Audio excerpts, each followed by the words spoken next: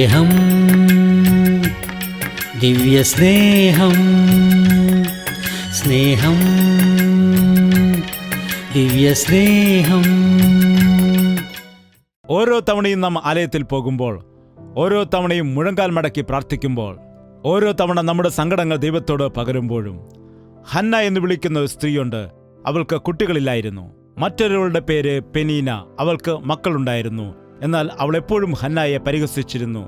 അവൾ വന്നിട്ട് തൻ്റെ ഭർത്താവിനോട് പറഞ്ഞു. ഭർത്താവിനോട് പരാതി പറഞ്ഞ സമയത്ത് അവൻ ചോദിച്ചു, ഞാനെന്താ ഒരു ദൈവമാണോ? ഞാനെന്ത് ചെയ്യും എന്ന് പറഞ്ഞു. എല്ലാ വർഷങ്ങളിലും അവൾ ദൈവാലയത്തിൽ പോകുന്നുണ്ട്, പ്രാർത്ഥന ചെയ്യുന്നുണ്ട്. കരഞ്ഞുകൊണ്ട് അവൾ പോകുന്നു, കരഞ്ഞുകൊണ്ട് അവൾ വരുന്നു. എന്നാൽ ഒരു തവണ അവൾ എന്തു ചെയ്തെന്നറിയാമോ? ദൈവത്തിൻ്റെ സന്നിധിയിൽ വന്ന് കരയാമെന്ന് അവൾ തീരുമാനിച്ചുകൊണ്ട് ആലയത്തിൻ്റെ അകത്തേക്ക് പോകുവാനിടയായി. ഹൃദയത്തെ വെള്ളം പകരുന്നത് പോലെ ദൈവത്തിൻ്റെ സന്നിധിയിൽ പകർന്നു. ദൈവമേ, എൻ്റെ സങ്കടം നീ കാണണമേ. എനിക്കൊരു മകനെ തന്നാൽ ആ കുഞ്ഞിനെ നിനക്ക് തന്നെ സമർപ്പിക്കാമെന്ന് പറഞ്ഞു. അങ്ങനെ അവൾ നീറി നീറി കരഞ്ഞ് തൻ്റെ മനസ്സിലെ സങ്കടം മുഴുവൻ ദൈവസന്നിധിയിൽ ഇറക്കി വെച്ചു.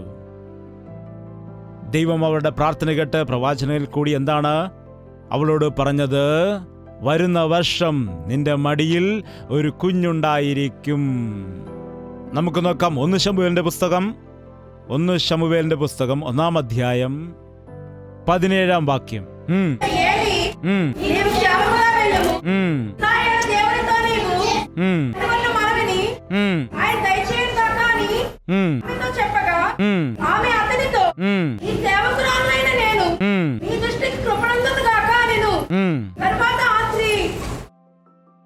സ്ത്രീ തന്റെ വഴിക്ക് പോയിട്ട് ഭക്ഷണം കഴിച്ചു.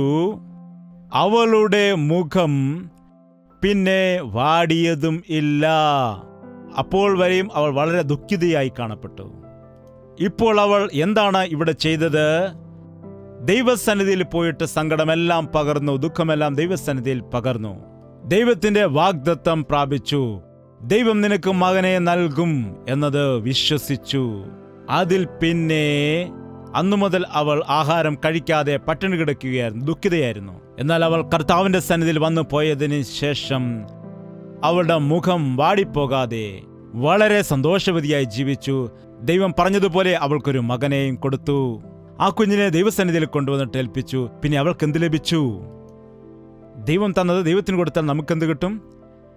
ദൈവം ആർക്കും കടക്കാരൻ. കൊടുപ്പിൻ നിങ്ങൾക്ക്, എന്നാൽ ലഭിക്കും. ഒരു കുഞ്ഞിനെ ദൈവസന്നിധിയിൽ കൊടുത്തപ്പോൾ ദൈവം എത്ര പേരെയാണ് തിരികെ കൊടുത്തത്? 5 മക്കളെ കൊടുക്കുവാനിടയായി. എപ്പോഴും ദൈവത്തിന് കൊടുക്കുന്ന വിഷയത്തിൽ പിറകോട്ട് പോകല്ല. പ്രഥമ ഫലം ദൈവത്തിന്റെ സ്വത്താണെന്നാണ് അവൻ പറഞ്ഞത്. പ്രഥമ ഫലമായ ആദ്യത്തെ മക്കൾ ദൈവത്തിന്റെ വേല ചെയ്യണം, ദൈവത്തിന് വേണ്ടി പൂർണ്ണമായും ജീവിക്കണം. എൻ്റെ വീട്ടിൽ ഞാൻ മൂത്ത പുത്രനായിരുന്നു. എനിക്ക് താഴെ 7 പേർ സഹോദരി സഹോദരന്മാരുണ്ട്. എൻ്റെ 18ാമത്തെ വയസ്സിലാണ് ഞാൻ രക്ഷിക്കപ്പെട്ടത്. അപ്പോൾ വരെ യേശുവിനെ എനിക്ക് അറിയില്ലായിരുന്നു. എൻ്റെ പിതാവിൻ്റെ ആഗ്രഹം എന്നെ ഡോക്ടറിനെ പഠിപ്പിക്കാനായിരുന്നു. എനിക്കൊരു ആക്ടറാവാനായിരുന്നു മോഹം. എന്നാൽ യേശു എന്നെ വിളിച്ചിട്ട് പറഞ്ഞു എൻ്റെ വേല ചെയ്യുവാനായി. എന്നാൽ മാനസാന്തരത്തിന് ശേഷമായി ദൈവത്തിൻ്റെ ഹിതം അറിയുന്നതിനു വേണ്ടി ദൈവസന്നിധിയിൽ എൻ്റെ പിതാവ് പ്രാർത്ഥിച്ചപ്പോൾ ആദ്യ ഫലം ദൈവത്തിൻ്റെ അവകാശമാണെന്ന് വചനം സംസാരിക്കാനിടയായി. ഞാൻ വചനം വായിച്ചപ്പോൾ നിന്റെ മാതാവിന്റെ ഉദരത്തിൽ വെച്ച് തന്നെ ഞാൻ നിന്നെ തിരഞ്ഞെടുത്തു, ജാതികൾക്ക് പ്രവാചകനായി നിയമിച്ചിരിക്കുന്നു എന്നും വചനം സംസാരിച്ചു. ഒരു തടസ്സവും പറയാതെ എൻ്റെ 18ാമത്തെ വയസ്സില് ഞാൻ കാക്കനാട് ഉപേക്ഷിച്ച് മദ്രാസിലേക്ക് ദൈവത്തിന്റെ വേലയ്ക്ക് വേണ്ടി വരാനിടയായി. എന്താണ്? മാതാപിതാക്കളെ, ബന്ധുക്കളെ എല്ലാം ഉപേക്ഷിച്ചിട്ട് വരുവാനിടയായി. എൻ്റെ മാതാപിതാക്കളെ, എൻ്റെ ബന്ധുക്കളെല്ലാം വഴക്കു പറഞ്ഞു. അവർക്കറിയില്ല യേശു കർത്താവിൻ്റെ മഹത്വത്തെക്കുറിച്ച്. നിങ്ങൾ എന്തിനാണ് ആ മകന്റെ ജീവിതത്തെ നശിപ്പിക്കുന്നത്? അവൻ ഓരോ വീടുകൾ കയറിയിറങ്ങി പാസ്റ്ററായിട്ട് എങ്ങനെ ജീവിച്ചു പോകും എന്ന് പറഞ്ഞ് ഒരുപാട് നിന്ദിക്കുവാനിടയായി. ഇപ്പോൾ ഞാൻ യാചിച്ചാണോ ഭക്ഷണം കഴിക്കുന്നത്? നിങ്ങൾ ഒരു നിമിഷം ചിന്തിക്കുക. ഈ സമയത്ത് ഞാനൊരു ഡോക്ടറായിരുന്നുവെങ്കിൽ തീർച്ചയായും നിങ്ങളോട് ഞാൻ പണം വാങ്ങിച്ചിട്ട് നിങ്ങളെ ചികിത്സിക്കുമായിരുന്നു. എന്താണ്? ഇപ്പോൾ യേശുവിൻ്റെ നാമത്തിൽ പ്രാർത്ഥിക്കുമ്പോൾ 10 പൈസ ചെലവില്ലാതെ അനേകം ആളുകൾക്ക് ദൈവം സൗഖ്യം കൊടുക്കുന്നത് ഞാൻ കാണുന്നുണ്ട്. ഒരുപക്ഷെ ആക്ടറായിരുന്നുവെങ്കിലും അങ്ങനെ ഞാൻ അനേകം യുവജനങ്ങളെ വഴിതെറ്റിക്കുവാൻ ഞാൻ കാരണമിടയാകുമായിരുന്നു. എന്നാൽ ഇപ്പോൾ യുവജനങ്ങൾ എല്ലാവരും തന്നെ ജയ്പോൾ പാസ്റ്റർ പോലെ ഒരു പാസ്റ്ററായിട്ട് മാറണം എന്ന ആഗ്രഹം ജനിപ്പിക്കുവാൻ തക്കവണ്ണം അവരെ സ്വാധീനിക്കാനിടയാകുന്നു. എൻ്റെ ഭക്തി നല്ലതല്ലെങ്കിൽ എൻ്റെ മക്കൾ ദൈവവേല ചെയ്യുമായിരുന്നു. എന്താണ്? അല്ലെങ്കിൽ എൻ്റെ മക്കൾ വഴിതെറ്റിപ്പോകുവാനിടയാകുമായിരുന്നു. എന്നാൽ അവരുടെ ആലോചനകളും ജീവിതത്തെ എല്ലാം ദൈവത്തിനു വേണ്ടി സമർപ്പിച്ചു. ദൈവത്തിന്റെ വേല ചെയ്യാൻ വേണ്ടി 3 മക്കളും തീരുമാനിക്കുവാനിടയായി. അവർ ദൈവത്തിനു വേണ്ടി വേല ചെയ്ത് ജീവിക്കുന്നു. ഒരുപക്ഷെ ഞാൻ നശിച്ചു പോയിരുന്നുവെങ്കിൽ മറ്റുള്ളവരെ നശിപ്പിക്കുമായിരുന്നു. എന്നെ ദൈവം പിടിച്ചതുകൊണ്ട് എൻ്റെ വീട്ടുകാർക്കും ഞാൻ അനുഗ്രഹമായി മാറിയിരിക്കുന്നു. നിങ്ങളെപ്പോലെയുള്ളതായ ആളുകൾക്കും അനുഗ്രഹമായി എൻ്റെ ജീവിതം മാറുന്നു. പിന്നെന്തിനാണ് നിങ്ങളുടെ മക്കളെ ദൈവവേലയ്ക്ക് വിടാൻ ഭയപ്പെടുന്നത്? മക്കൾക്ക് ജോലിക്ക് വേണ്ടി പ്രാർത്ഥിക്കാൻ പറയുന്നത്, ദുബായിലേക്ക് വിടാമെന്ന് പറയുന്നത്? 8 ലക്ഷം രൂപ ചിലവാക്കി ദുബായിലേക്ക് അയക്കുന്നു. അതേ പണം ഇവിടെ ചിലവഴിച്ചാൽ എന്തെങ്കിലും കച്ചവടം ചെയ്യില്ലേ? ആ 8 ലക്ഷം മുടക്കി എന്തെങ്കിലും ബിസിനസ് ചെയ്തുകൂടെ? ആ 1 ലക്ഷം രൂപ മുടക്കി ഏതെങ്കിലും ചെറിയൊരു വ്യവസായം ചെയ്തുകൂടെ? ഒരുപാട് കഷ്ടപ്പെട്ട് അവനെ പറഞ്ഞു വിട്ടപ്പോൾ അവിടെ ചെന്ന് അവൻ കൂലിപ്പണി ചെയ്യുകയാണ്. ഇപ്പോൾ വിദേശത്തായിരിക്കുന്ന പല ഇന്ത്യക്കാരും ഇപ്പോൾ അവിടെ ജയിലിൽ കിടക്കുന്നുണ്ട്. പാസ്പോർട്ട് ശരിയല്ലാത്തതിനാൽ, വിസ ഇല്ലാത്തതിനാൽ, അവർക്കൊന്നും ചെയ്യാൻ കഴിയാത്തതിനാൽ അവിടെ തന്നെ അവർ കുടുങ്ങിക്കിടക്കുന്നു. നീ എവിടെയാണെങ്കിലും ദൈവം അവിടെ നിന്നെ അനുഗ്രഹിക്കും. എവിടേക്ക് നീ ഓടിപ്പോകേണ്ടതായ ആവശ്യം? നിന്റെ ഹൃദയം ശുദ്ധിയാണെങ്കിൽ നീ ചെയ്യുന്നതെല്ലാം സാധിക്കാനിടയാകും. ദുഷ്ടന്മാരുടെ ആലോചന പ്രകാരം നടക്കാതെയും, പാപികളുടെ വഴിയിൽ നിൽക്കാതെയും, പരിഹാസികളുടെ ഇരിപ്പിടത്തിൽ ഇരിക്കാതെയും, യഹോവയുടെ ന്യായപ്രമാണത്തിൽ സന്തോഷിച്ചുകൊണ്ട് അവന്റെ ന്യായപ്രമാണത്തെ രാപ്പകൽ ധ്യാനിക്കുന്നവൻ ഭാഗ്യവാൻ. അവൻ ആറ്റരികത്ത് നട്ടിരിക്കുന്നതും തക്ക കാലത്ത് ഫലം കായ്ക്കുന്നതും ഇല വാടാത്തതുമായ വൃക്ഷം പോലെ ഇരിക്കും. അവൻ ചെയ്യുന്നതൊക്കെയും സാധിക്കും. അവൻ ചെയ്യുന്നതെല്ലാം സാധിക്കും. ചെമ്മീൻ കൃഷി നടത്തി നോക്കി, എന്നാൽ എല്ലാം നഷ്ടത്തിലായി. കച്ചവടം നടത്തി നോക്കി, അതും നഷ്ടത്തിലായി. കൃഷി ഇറക്കിയപ്പോൾ വെള്ളപ്പൊക്കം വന്ന് എല്ലാം നശിച്ചുപോയി. കോഴിഫാൻ തുടങ്ങിയപ്പോൾ കോഴിക്ക് അസുഖം വന്ന് ചത്തുപോയി. ജോലിക്ക് പോയി നോക്കിയപ്പോൾ 3-ാമത്തെ ദിവസം ഉള്ള ജോലിയും പോയി. പരീക്ഷ എഴുതി നോക്കിയപ്പോൾ പുറകിൽ നിന്ന് ഫസ്റ്റും കിട്ടി. താഴെ നിന്ന് ഫസ്റ്റാണെന്ന്. എന്താണ്? എത്രയോ ആളുകൾ ഈ ദിവസം പരീക്ഷ എഴുതിയാൽ പാസ്സാവില്ല, ഇന്റർവ്യൂ അറ്റൻഡ് ചെയ്താൽ പാസ്സാവില്ല, ജോലിക്ക് പോയാൽ ചെയ്യാൻ കഴിയത്തില്ല, വ്യാപാരം ചെയ്താൽ നഷ്ടപ്പെടും. അതുകൊണ്ട് കുടുംബത്തിൽ മൊത്തം കലഹമാണ്. എന്തുകൊണ്ടാണ്? നീ ഇഷ്ടമുള്ളതുപോലെ ചെയ്യുന്നത് കൊണ്ട് എന്തു ചെയ്താലും സാധിക്കുന്നില്ല. എത്രമാത്രം സമ്പാദിച്ചാലും അവസാനം ബാക്കി വരുന്നത് എന്താണെന്നറിയാമോ? കടം. എന്താണ്?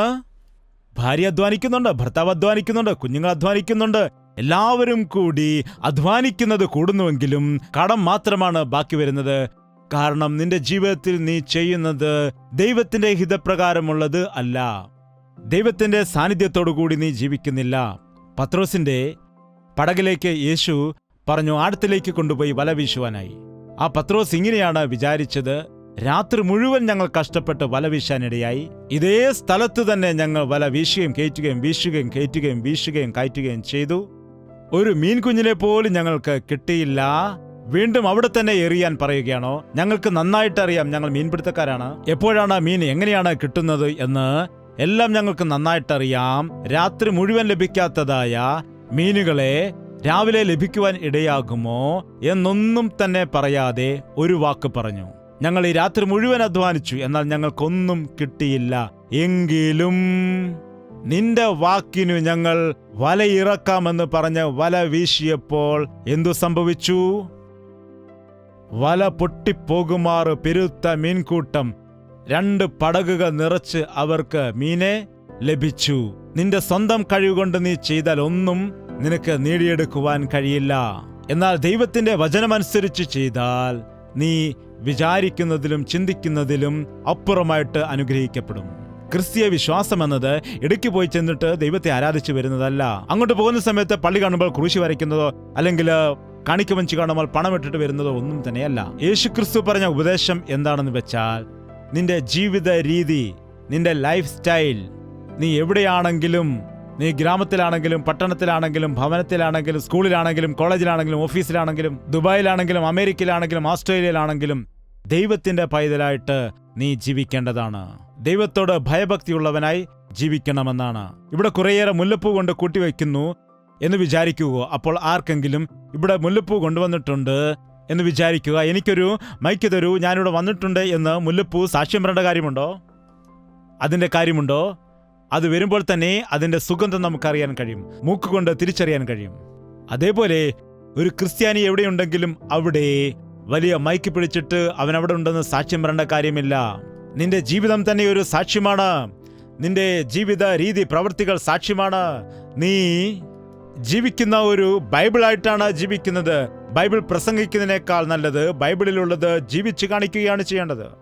ദൈവവചനം അനുസരിച്ച് ജീവിക്കുന്ന വ്യക്തികളാണെങ്കിൽ ക്രിസ്ത്യാനികൾക്കെതിരായി നിൽക്കുന്ന ആളുകൾ നിന്റെ ജീവിത രീതി കണ്ടിട്ട് അവർ ദൈവത്തിൽ വിശ്വസിക്കുവാനിടയാകും. ഇന്ന് യേശുവിൽ നീ വിശ്വസിച്ചിരിക്കുന്നു എന്ന് പറയുന്നു, ദൈവ പൈതലാണെന്ന് പറയുന്നു, എന്നാൽ നിന്റെ മനസ്സ് മാറിയിട്ടില്ല, ജീവിതം മാറിയിട്ടില്ല, ദുഃഖം മാറുന്നില്ല എന്ന് നീ പറയുകയാണെങ്കിൽ ചിന്തിക്കുക, ദൈവം ആർക്കും മനഃപൂർവമായിട്ട് ദുഃഖമാകട്ടെ സങ്കടമാകട്ടെ നൽകുകയില്ല.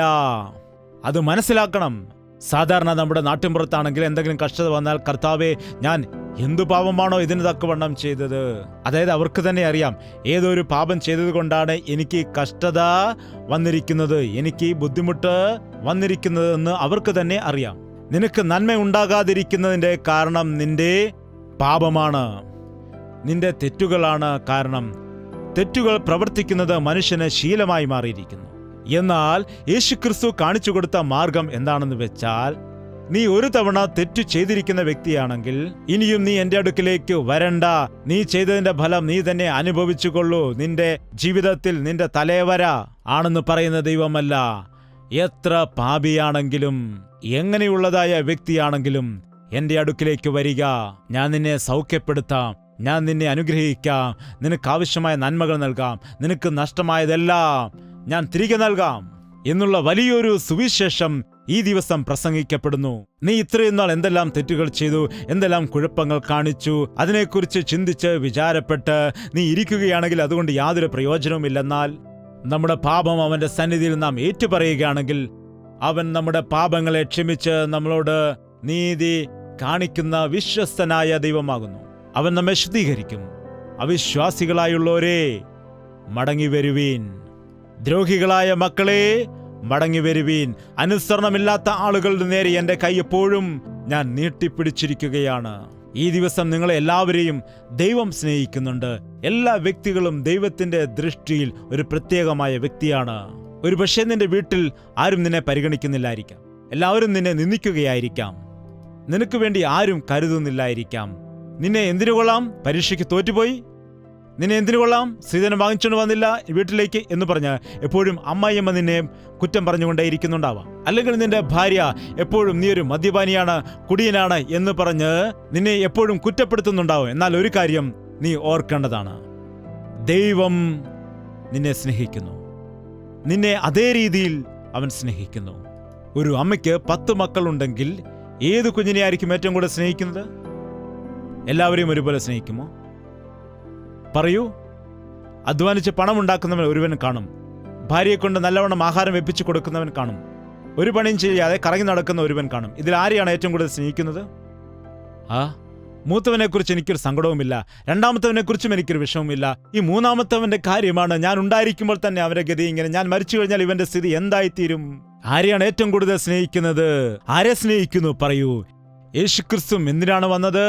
നീതിമാന്മാർക്ക് വേണ്ടിയല്ല ഞാൻ വന്നത്, പാപികൾക്ക് വേണ്ടിയാണ് ഞാൻ വന്നിരിക്കുന്നത്. നല്ലതായി നിൽക്കുന്ന ആളുകൾക്ക് വേണ്ടിയല്ല, നശിച്ചു പോകുന്ന ആളുകളെ കണ്ട് രക്ഷിക്കുവാൻ വേണ്ടിയാണ് ഞാൻ വന്നിരിക്കുന്നത്.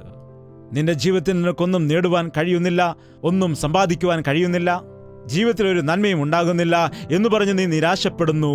എന്നാൽ ദൈവത്തിന് നിന്നെക്കുറിച്ച് വലിയ പദ്ധതികളുണ്ട്. ഒരു ദിവസം എൻ്റെ അപ്പൻ എന്നെ വഴക്ക് പറഞ്ഞെന്നറിയാമോ? എടാ, ലോകത്തിലുള്ള സകലരും മാറിയാലും നീ മാറത്തില്ലടാ, നിന്നെ എന്തിനു കൊള്ളാമടാ എന്ന് ചോദിച്ചു. ലോകത്തിലുള്ള എല്ലാ ആളുകളും മാറിയാലും ഞാൻ മാറില്ല എന്ന്. അതാണ് എൻ്റെ പിതാവിൻ്റെ ചിന്ത. എന്നാൽ ദൈവം എന്നെ എങ്ങനെയാക്കി മാറ്റി? ലോകക്കാരെല്ലാവരും മാറിയാലും ഇല്ലെങ്കിലും ആദ്യം എന്നെ അവൻ മാറ്റിയോ ഇല്ലയോ? അത്ര അനുസരണക്കേടുള്ളവനായിരുന്നു, അപ്പനെ വകവയ്ക്കാത്തവനായിരുന്നു, ദൈവത്തോട് അനുസരണക്കേട് കാണിക്കുന്നവനായിരുന്നു. എന്നാൽ ദൈവം എന്താണ് ചെയ്തത്? അവൻ മാറ്റുക മാത്രമല്ലായിരുന്നു, അവന്റെ ശുശ്രൂഷകനാക്കി എന്നെ മാറ്റി, കർത്താവിന്റെ സാക്ഷിയായി എന്നെ നിലനിർത്തി. ഒരുപക്ഷെ നിന്റെ മാതാപിതാക്കൾക്ക് നീ ഒന്നിനും കൊള്ളാത്തവനായിരിക്കാം, എന്നാൽ ദൈവത്തിന് നിന്നെ മാറ്റുവാൻ കഴിയും. നിന്റെ മാതാപിതാക്കൾക്ക് നിന്നെ മാറ്റാൻ കഴിയില്ലായിരിക്കും, എന്നാൽ ദൈവത്തിന് നിന്നെ നന്നാക്കിയെടുക്കുവാൻ കഴിയും. നിന്റെ ജീവിതത്തെ മാറ്റുവാൻ കഴിയുന്നതായ ശക്തി ദൈവത്തിനുണ്ട്, കർത്താവായ യേശുക്രിസ്തുവിനുണ്ട്. എന്തുകൊണ്ടെന്നാൽ നിന്റെ ശാപത്തെ, നിന്റെ പാപത്തെ, നിനക്ക് വരേണ്ടതായ ശിക്ഷയെ, നിന്റെ നിന്ദയെയും അപമാനത്തെയും എല്ലാം തന്നെ അവൻ ആ ക്രൂശിൽ വഹിച്ചു. അവന്റെ മുഖത്ത് അവർ തുപ്പിയപ്പോൾ, അവനെ ചാട്ടവാറുകൊണ്ട് അടിച്ചപ്പോൾ, അവനെ അപമാനിക്കുകയും നിന്ദിക്കുകയും ചെയ്തപ്പോൾ അവൻ കൊല്ലുവാൻ പോകുന്ന ഒരു കുഞ്ഞാടിനെ പോലെ വായ് തുറക്കാതെയിരുന്നു. എന്തുകൊണ്ടറിയാമോ? അവൻ വായ് തുറന്നിരുന്നു എങ്കിൽ ഇന്ന് എനിക്കും നിനക്കും പാപക്ഷമ ലഭിക്കില്ലായിരുന്നു. ലോകത്തിന്റെ പാപം ചുമക്കുന്ന ദൈവത്തിന്റെ കുഞ്ഞാടായിട്ട് ഈ ലോകത്തിലേക്ക് വന്നിട്ട് നമ്മുടെ പാപങ്ങൾക്ക് വേണ്ടി പരിഹാരം ചെയ്തു. ഇന്ന് നമ്മുടെ പാപങ്ങളെ ക്ഷമിക്കുവാനായിട്ട്, നമ്മുടെ ശാപങ്ങളെ എടുത്തു മാറ്റുവാനുള്ളതായ ശക്തി നമുക്ക് വേണ്ടി മരിച്ച് 3-ാം നാൾ ഉയർത്തെഴുന്നേറ്റ് ഇന്നും ജീവിക്കുന്നതായ യേശുവിനുണ്ട്. സർവശക്തനായ സർവകൃപാലുവായ ദൈവമേ, പരിശുദ്ധനെ, ഉന്നതമായ സ്ഥലങ്ങളിൽ നിവസിക്കുന്നവനെ, നുറുങ്ങിയ ഹൃദയത്തിൽ വസിക്കുവാനായി ആഗ്രഹിക്കുന്നതായ ഞങ്ങളുടെ പ്രിയ ദൈവമേ, ഇതാ ഞങ്ങളുടെ പാപത്തിനു വേണ്ടി ഞങ്ങൾ പശ്ചാത്തപിക്കുകയാണ്. ഞങ്ങളുടെ പാപങ്ങൾ ഞങ്ങൾ ഏറ്റുപറയുകയാണ്. എൻ്റെ ഹൃദയത്തിലുള്ളതായ അഹംഭാവത്തെയും, എൻ്റെ ഹൃദയത്തിലുള്ളതായ അവിശ്വാസത്തെയും, എൻ്റെ ഹൃദയത്തിലുള്ളതായ ലോക ആശയും, എൻ്റെ ഹൃദയത്തിലെ വേദനയും ഭാരവും ദുഃഖവും എല്ലാം തന്നെ നിന്റെ കരങ്ങളിലേക്ക് സമർപ്പിക്കുകയാണ്. നീയാണ് ഞങ്ങളുടെ രാജാവ്, നീയാണ് എൻ്റെ കർത്താവ്. ഞങ്ങൾ നിന്റെ സ്വന്തമാണ്. നിന്റെ ഹിതം മാത്രം ഞങ്ങളുടെ ജീവിതത്തിൽ നിവർത്തിക്കണമേ. ഇതാ കർത്താവേ, എൻ്റെ കരം നീ പിടിക്കണമേ. ഇതാ കർത്താവേ, നിന്നെ ഞാൻ അംഗീകരിക്കുകയാണ്. എൻ്റെ ഹൃദയത്തിന്റെ വാതിൽ തുറന്നിരിക്കുന്നു. എൻ്റെ ഹൃദയത്തിലേക്ക് നീ വരണമേ എന്ന വിശ്വാസത്തോടുകൂടി എല്ലാ വ്യക്തികളും പ്രാർത്ഥിക്കുക. ഒരു അത്ഭുതം സംഭവിക്കുന്നു. പരിശുദ്ധനായ സ്നേഹമുള്ള പിതാവേ, ഒരിക്കൽ കൂടി നിന്റെ മക്കളെ നീ നോക്കണമേ. കരങ്ങൾ ഉയർത്തിക്കൊണ്ട്, യേശുവേ, നീ ഞങ്ങളുടെ ജീവിതത്തിലേക്ക് വരണമേ. ഞങ്ങളുടെ ഹൃദയത്തിലേക്ക് നീ വരണമേ. ഞങ്ങളുടെ ജീവിതത്തിലേക്ക് നീ വരണമേ. ഞാൻ എത്രമാത്രം അധ്വാനിച്ചാലും, എത്രമാത്രം ഞാൻ പ്രയാസപ്പെട്ടാലും, എത്ര പരിശ്രമങ്ങൾ നടത്തിയാലും എൻ്റെ ജീവിതത്തിൽ എനിക്കൊന്നും നേടിയെടുക്കുവാൻ കഴിയുന്നില്ലപ്പാ. എല്ലാ വ്യക്തികളുടെയും ഹൃദയത്തെ അറിയുന്നതായ ദൈവമേ, ആരുടെ ഹൃദയമാണോ ഞരങ്ങുന്നത്, ഏതു ഹൃദയമാണോ നെടുവീർപ്പിടുന്നത്, ഏതു ഹൃദയത്തിലാണോ വേദനയുള്ളത്, ആരാണോ കണ്ണുനീരോടെ നിന്നോട് നിലവിളിച്ച് പ്രാർത്ഥിക്കുന്നത്, നീ വ്യക്തമായി കാണുകയും കേൾക്കുകയും ചെയ്യുന്ന ദൈവമാകൊണ്ട്, ഞങ്ങളുടെ കണ്ണുനീരിനെ തുടയ്ക്കുകയും ഞങ്ങളെ ആശ്വസിപ്പിക്കുകയും ചെയ്യുന്ന ദൈവമാകൊണ്ട്, ഈ രാത്രിയിൽ നിന്റെ അത്ഭുതത്തെ നീ ചെയ്യണമേ. ഇവിടെ നിന്ന് തിരികെ പോകുമ്പോൾ ആരും തന്നെ വന്നതുപോലെ മടങ്ങിപ്പോകുവാൻ പാടില്ല. എന്റെ കർത്താവ് എന്നോട് ക്ഷമിച്ചു, എന്റെ കർത്താവിനെ ദർശിക്കുവാനിടയായി, എന്റെ കർത്താവ് എനിക്ക് സൗഖ്യം നൽകി, എന്റെ കർത്താവിന്റെ ഭവനത്തിലേക്ക് വരാമെന്ന് പറഞ്ഞു എന്നുള്ളതായ വിശ്വാസത്തോടുകൂടി ഇവിടെ നിന്ന് കടന്നു പോകുവാൻ സഹായിക്കണമേ എന്ന് യേശു ക്രിസ്തുവിന്റെ നാമത്തിൽ അപേക്ഷിക്കുന്നു പിതാവേ. നമ്മുടെ പിതാവായ ദൈവത്തിന്റെ സ്നേഹവും പുത്രനായ യേശു ക്രിസ്തുവിന്റെ കൃപയും ആശ്വസിപ്പിച്ച് വഴി നടത്തുന്ന പരിശുദ്ധാത്മാവിന്റെ കൂട്ടായ്മയും സഹവാസവും നാം ഓരോരുത്തരോടും പ്രാർത്ഥിച്ച സകല വിഷയങ്ങളോടും ഇന്നു മുതൽ എന്നേക്കും ഉണ്ടായിരിക്കുമാറാകട്ടെ. ആമേൻ, ആമേൻ, ആമേൻ.